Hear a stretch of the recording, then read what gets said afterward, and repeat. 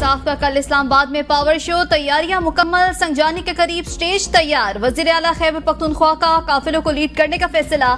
सवाबी का मकाम गेटरिंग पॉइंट तैयार कर लिया गया और 4 सदा पेशावर नौशहरा खैबर के काफिलों का सवाबी से इस्तकबाल किया जाएगा। वजीर आला ने तमाम मेंबरान कौमी और सूबाई असम्बली को हिदायत जारी कर दी। वर्कर्स को ले जाने के लिए गाड़ियों का बंदोबस्त, बसों को सजा दिया गया। बसों पर बानी पीटीआई समेत पीटीआई रहनुमाओं की तस्वीर आवेजा। वजीर आला खैबर पख्तूनख्वा यमीन गंडापुर ने वुज़रा और पार्टी अहदेदारों का इजलास भी तलब कर लिया। प्लान ए, बी और सी पर मुशावरत की जाएगी।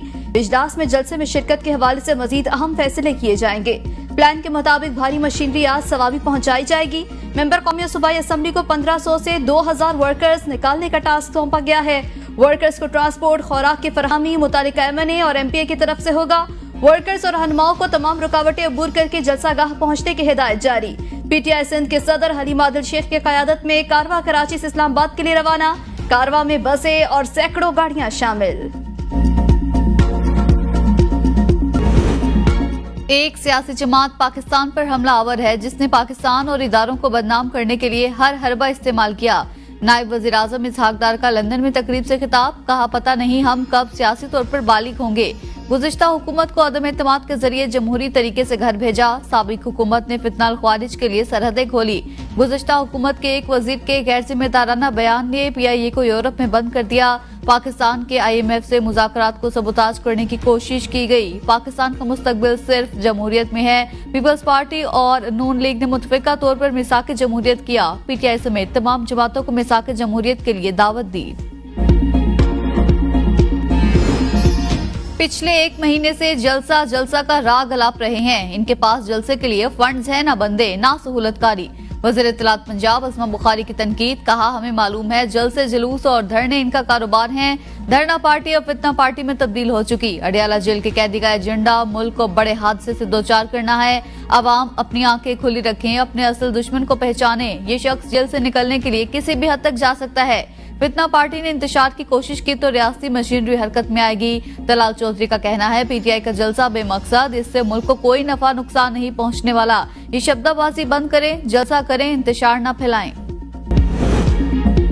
चौधरी शुजात हुसैन सियासी दर्जा हरारत कम करने के लिए मुतहरिक सियासी जमातों के सरबराहों, हुकूमती शख्सियात से मुलाकात करने वालों में वसीम सजाद, मुशाहिद हुसैन, मोहम्मद अली दुरानी शामिल।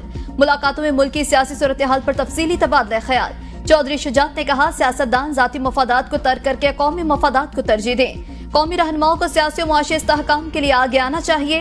अरकान पार्लियामेंट पर जिम्मेदारी आयद होती है कि कौमी एजेंडा तरतीब दें।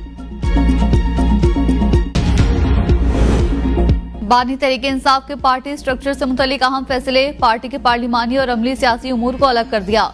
अपोजिशन लीडर उमर अयूब और सेनेटर शिबली फराज पार्लिमानी टीम को लीड करेंगे। अमली सियासत की जिम्मेदारी सलमान अकरम राजा को तफवीज़। सेक्रेटरी जनरल नामजद सलमान अकरम राजा बतौर पीटीआई सेक्रेटरी जनरल जिम्मेदारियां निभाएंगे। रऊफ हसन की सरबराही में थिंक टैंक तश्कील दिया जाएगा। रऊफ हसन हुकूमती कारकर्दगी पर व्हाइट पेपर का इजरा और इंतखाबी मामलात भी देखेंगे।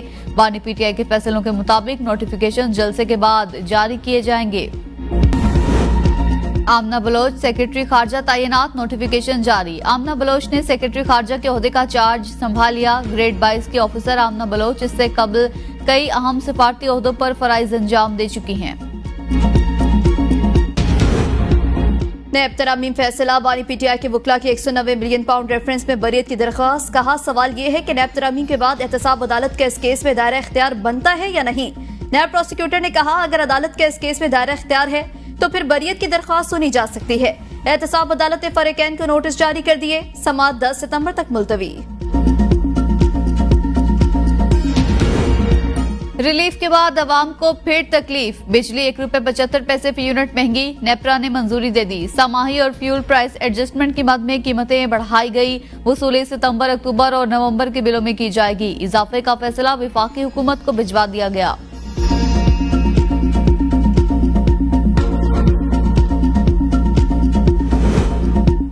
IPP को कैपेसिटी चार्जेस देने के खिलाफ दरख्वास्त। सिंध हाई कोर्ट ने वफाकी हुकूमत, नेपरा, वफाकी सेक्रेटरी तवानाई के इलेक्ट्रिक और दीगर को नोटिस जारी कर दिए। दरख्वास्त गुजार का कहना है सुप्रीम कोर्ट ने IPP का फॉरेंसिक ऑडिट कराने का हुक्म दिया था। सुप्रीम कोर्ट के फैसले पर आज तक अमल दरामद नहीं हुआ। खैबर पख्तूनख्वा में सेहत कार्ड एक मरतबा फिर माली मुश्किलात से दो चार, सेहत सहूलत कार्ड पर इलाज मुअत्तल। निजी इंश्योरेंस कंपनी ने पैनल के तमाम अस्पताल को मरासला जारी कर दिया। तमाम पैनल अस्पताल में नए मरीजों का दाखिला बंद। सिर्फ सरकारी अस्पतालों में इमरजेंसी इलाज मुआवजा सहूलत कार्ड पर जारी रहेगा। पैनल पर मौजूद निजी अस्पतालों को तमाम नए मरीज सरकारी अस्पतालों को रेफर करने की हिदायत। सेहत कार्ड के हुकूमत के जिम्मे 12 रुपए से जायद बकाया जाते हैं। हुकूमत की जानिब से फंड न देने तक सेहत कार्ड पर इलाज बंद रहेगा।